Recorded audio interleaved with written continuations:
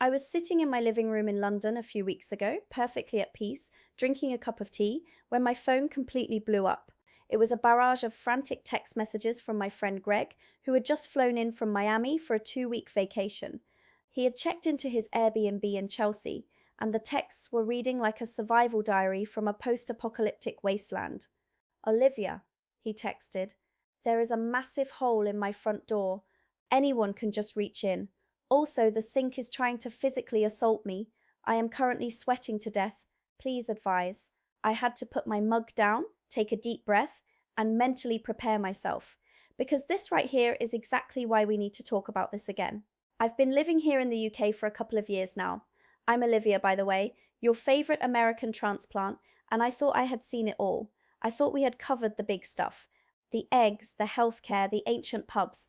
But no, the rabbit hole goes so much deeper. I have collected a brand new vault of absolute meltdowns that prove my ongoing theory. Americans genuinely believe we are the default setting of human civilization, and when we are faced with the reality of the British operating system, our brains completely factory reset. Let's start with number one, which I call the thermal meltdown, or the absolute American outrage over the lack of air conditioning. Greg was sweating in his Airbnb because it was a balmy 24 degrees Celsius, about 75 degrees Fahrenheit, and there was no AC. In the US, if a building does not have a giant industrial fan blasting 68-degree Arctic air into your face at all times, we consider it a human rights violation. We are taught from birth that climate control is a fundamental pillar of modern survival. So when Americans come to the UK in the summer and realise that less than 5% of British homes have air conditioning, they act like they have been thrown back into the dark ages. But here is the truth that breaks the American brain. British houses were not built to keep you cool. They were built to keep you alive during a dark, damp, freezing winter that lasts for 6 months. We build American homes out of wood, drywall, and good intentions. They are essentially breathable tents. British homes, especially the Victorian and Edwardian ones, are constructed from solid double-layer brick, heavy slate, and incredibly dense insulation. They are literal thermal batteries.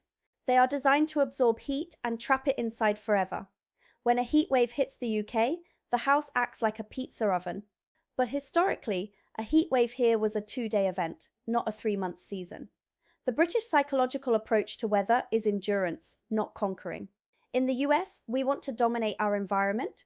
We want it to be winter inside when it's summer outside.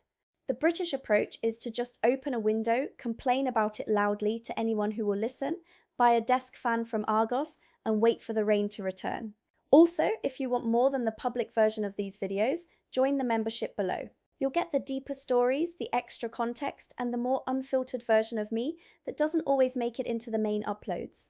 But opening that window brings us to point number 2, the screenless panic. When I told Greg to just open his bedroom window to get some air, he called me, audibly hyperventilating. I can't open the window, he said. There are no screens. The bugs are going to get me. The birds are going to fly in. I am completely exposed to the elements. I literally laughed out loud. In America, every single window in every single house has a mesh bug screen. We live in a sealed, sterile bubble because the American ecosystem is actively trying to kill us. Depending on what state you live in, an open window means mosquitoes carrying West Nile virus, palmetto bugs the size of your fist, venomous spiders, or an actual bear. We view nature as a hostile force that must be kept on the other side of a physical barrier, but we project that trauma onto the British countryside, completely ignoring the ecological reality. There is nothing outside a British window that is going to hurt you. There are no malaria mosquitoes. There are no murder hornets. There are barely even any aggressive flies.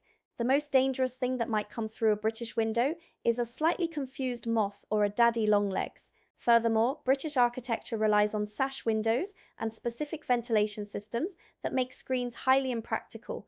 But psychologically, for an American, looking at an open window without a screen feels like driving a car without a windshield. It feels reckless. We are so obsessed with the illusion of a sanitized environment that we can't comprehend a country that just comfortably shares its air with the outdoors. And speaking of water and air, let's get into number 3, which is where Greg was experiencing physical harm, the two-tap trauma.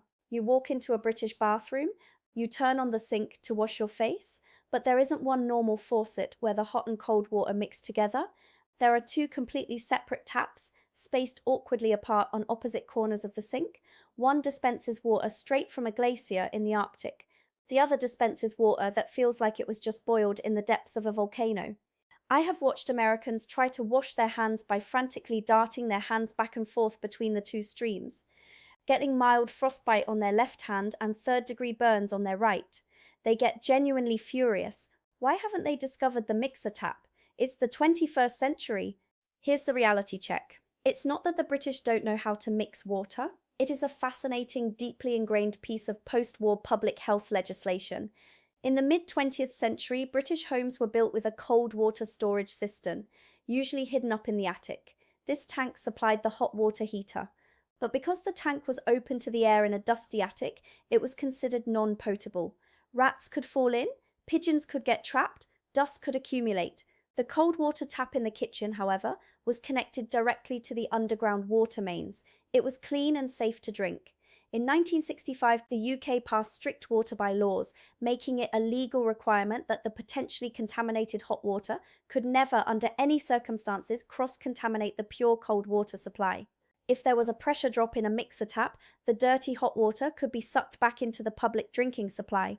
So they separated the taps.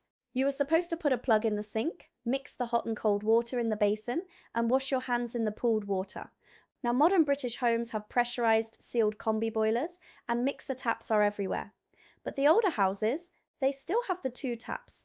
We look at it as a primitive design flaw, but it was actually a highly sophisticated legal mechanism designed to stop the entire population from dying of cholera. Also, I saw the channel analytics and they are kind of outrageous. Around 87% of viewers are not subscribed yet.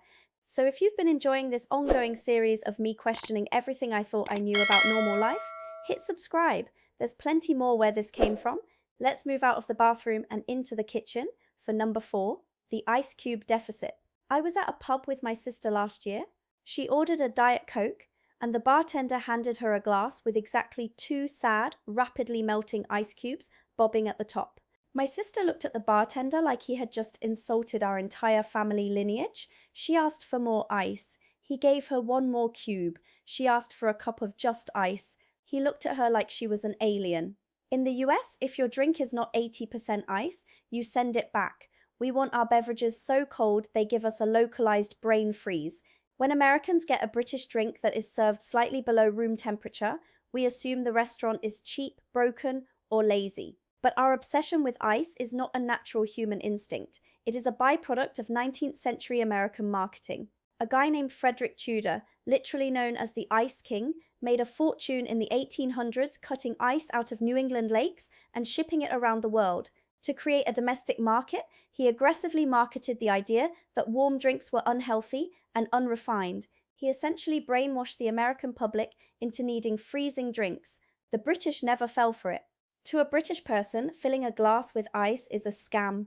It waters down the drink, it ruins the flavor profile, and it means you are getting less actual liquid for your money. They want to taste the ale, the cider, the soda, not the frozen tap water. We Americans think we are being luxurious by demanding a bucket of ice, but the British think we just have no palate and a desperate need to numb our taste buds. Number 5 is where the cultural clash turns financial, the TV license interrogation. I remember opening my mail a few months after I moved into my flat in London, and I got a letter that literally looked like a threat from a government intelligence agency. It said, in big bold red letters, "Your property is under investigation. You are breaking the law if you watch live television without a license." I panicked. I thought I was going to be deported. In the US, you buy a TV at Best Buy, you plug it in, and you watch an endless barrage of pharmaceutical commercials for free. The concept of needing a government-mandated license to own a television screen sounds to an American like something out of George Orwell's 1984, but this is where you have to understand the fundamental difference in how our societies view media. The US broadcast system was built from day one by private corporations trying to sell you soap. Our media is a vehicle for advertising. The British system was built on the BBC, which operates on the Reithian principles named after Lord Reith, the founder of the BBC. The mandate of the BBC is to educate, inform, and entertain the public, free from commercial influence and political interference. To fund this without turning it into a corporate billboard, they created the TV license. It's essentially a subscription fee that every household pays to fund national ad-free television, radio, and online news. Yes, they used to have terrifying TV detector vans that would allegedly drive around neighborhoods sniffing out unlicensed televisions. It sounds insane to us, but the psychological difference is massive. Americans accept that our news and entertainment are controlled by billionaires and advertisers dictating what we see. The British accept a tax to ensure that they have a public broadcaster that belongs to the people. We think they are oppressed by a TV tax. They think we are brainwashed by commercial capitalism. Let's step outside again for number 6, which is a massive point of anxiety for American tourists: the jaywalking guilt. I was walking through Soho with a friend from New York. We got to an intersection. The light was red for pedestrians, but there were no cars coming for miles. I just stepped off the curb and crossed the street. My friend screamed, physically grabbed my jacket, and yanked me back onto the pavement. "What are you doing?" he yelled. "You're going to get a ticket. There's a cop right there." He was pointing at a police officer who was busy eating a sausage roll and completely ignoring us. I had to gently explain to my friend that jaywalking is not a crime in the UK. In fact, the very concept of jaywalking does not exist here. This genuinely breaks people's brains. In America, we are conditioned to believe that the road belongs to the car. If a human being steps onto the asphalt outside of a designated painted white box, they are a criminal who deserves to be fined or run over. But here is the historical context we are never taught. Jaywalking is a completely manufactured, fake crime invented by the American automobile industry in the 1920s. When cars were first introduced, they were hitting pedestrians left and right because people were used to walking in the streets. Instead of making cars slow down, corporate lobbying groups from Packard and General Motors launched massive public shaming campaigns. They coined the term jay, which was 1920s slang for a stupid country bumpkin, and made it illegal for humans to use the street. They stole the roads from the public and gave them to the machines. The UK never did this. In British common law, the highway belongs to the public. You have a fundamental right to cross the road wherever you safely choose. The cars have to watch out for you. They have zebra crossings where the absolute millisecond your foot touches the pavement, traffic has to slam on the brakes and stop for you. It is a completely different hierarchy of life. In the US, the machine is king. In the UK, the human pedestrian holds the power. When Americans realize they can just walk across a street without being treated like a fugitive, you can see the chains of corporate automotive lobbying literally falling off their minds. Number 7 takes us straight to the front door: the letterbox invasion. When Greg texted me about the massive hole in his front door, he was talking about the letterbox. In America, your mail goes into a metal box mounted on a wooden post at the very edge of your driveway, or in a clustered unit down the street. It is the outer perimeter of your property. The mail carrier stays on the street. In the UK, the mail carrier walks up your garden path, comes right up to your front door, opens a brass flap, literally cut into the middle of your door, and aggressively shoves your mail directly into your house, where it falls onto the floor. To an American, this feels like an intense violation of the perimeter. We are obsessed with property lines.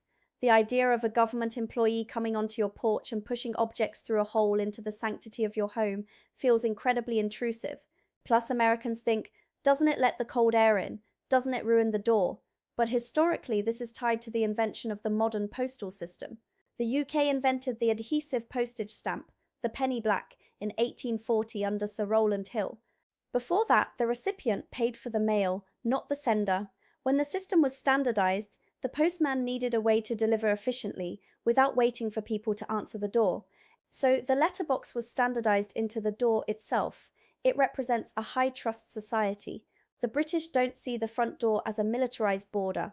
They see it as a connection to the community. Having a postie drop letters directly onto your doormat is considered a cozy, standard part of the morning routine. While Americans are out walking down their driveways in the snow in their bathrobes to check a tin can on a stick. This brings us to number 8, a topic that causes profound existential dread for American expats: the bank holiday paralysis. I will never forget my first May in the UK. I went to the grocery store on a Monday to buy toilet paper and chicken. The doors were locked, the lights were off. I walked down the high street, everything was closed. The pharmacy, the banks, the post office. I thought there had been a national emergency. I thought the Queen had died. I asked a guy walking his dog what was happening. He looked at me like I was an idiot and said, It's a bank holiday, mate. In the US, we have federal holidays, but here is the crucial difference. In America, a holiday just means the banks and the post office close, while retail workers, service industry staff, and regular corporate employees are expected to work double shifts so people can go to mattress sales. In America, a holiday is just an excuse for a promotional discount. In the UK, a bank holiday means the country physically stops. It stems from the Bank Holidays Act of 1871, introduced by Sir John Lubbock to give workers a legal day of rest. And they actually take it. The shops close early, the offices are empty, people go to the park, sit in a pub garden, and do absolutely nothing. Americans cannot handle this. We have a deeply toxic sickness called hustle culture. We are conditioned to feel profound guilt if we are not being productive, consuming, or spending money at all times. When an American is faced with a bank holiday Monday, their brain panics. What do you mean I can't go to Target? What do you mean I have to just sit in my house and exist? The British embrace of rest feels like laziness to the American capitalist mind, when in reality it is a healthy boundary. We are the ones who are brainwashed into thinking that a mattress sale is more important than a day off. Number 9 is a psychological minefield. The "you alright" translation error. This is the ultimate social trap that every American falls into. You walk into a shop in the UK, or you meet a British friend, and they nod at you and say, "You alright?" The American brain immediately goes into overdrive. We think, do I not look alright? Do I look sick? Am I sweating? Are they expressing deep, genuine concern for my emotional well-being? So the American will stop, look the British person in the eye and say, you know what? Honestly, I've been a little stressed. Work is really getting to me, my back hurts, and I'm having a fight with my mum. The British person will look at you with a level of horror, usually reserved for witnessing a car crash. They will physically recoil. Because "you alright" is not a question, it is a phatic expression. It is a verbal nod. It is the exact equivalent of the American "what's up?" or "how's it going?" The only legally and culturally acceptable response to "you alright" is to say "yeah, you" back at them. This highlights a massive difference in how our cultures handle emotional vulnerability. Americans are chronic oversharers. We use therapy speak in casual conversation. We believe that authenticity means telling a stranger your life story in the grocery line. We view British communication as cold or repressed. But the British are not repressed, they are polite. They believe that burdening a casual acquaintance with your emotional baggage is deeply selfish and socially aggressive. "You alright?" is a complex social code that acknowledges your existence without demanding emotional labor. When we dump our feelings on a British cashier, we aren't being authentic. We are breaking the social contract of their entire civilization. And finally, number 10, the point that perfectly caps off the American confusion, the punctuation of sorry. I was in a department store in London with a visiting American relative. She accidentally bumped into a plastic mannequin. She didn't realize it was a mannequin, so she said, "Excuse me." A British woman walking past, who was a solid 3 feet away and had nothing to do with the collision, quietly murmured, "Oh, sorry, my relative was baffled. Why is she apologizing to me? She didn't do anything." In the United States, an apology is an admission of guilt. It is a legal liability. If you rear-end someone's car in America, your insurance company explicitly tells you, do not say you are sorry, because that can be used in court to prove you are at fault. We view the word sorry as a transaction of blame. In the United Kingdom, sorry has almost nothing to do with an apology. It is a multi-tool of social navigation. It is used as a greeting, a warning, a filler word, a request for attention, and a spatial de-escalation tactic. If a British person needs to reach past you in the supermarket, they say sorry. If you step on a British person's foot, they will say sorry, because their foot was inconveniently in the path of your shoe. It is a linguistic shock absorber. It is designed to remove all friction from a densely populated island. But Americans interpret it literally. We think the British are a nation of weak, overly submissive people, constantly apologizing for their existence. We think our loud, unapologetic American confidence is superior. We say, "Excuse me," which is a command. We are demanding that the space be cleared for us. The British say sorry, which is a collaborative acknowledgement of shared space. So what is the grand takeaway from this third dive into the abyss of our cultural differences?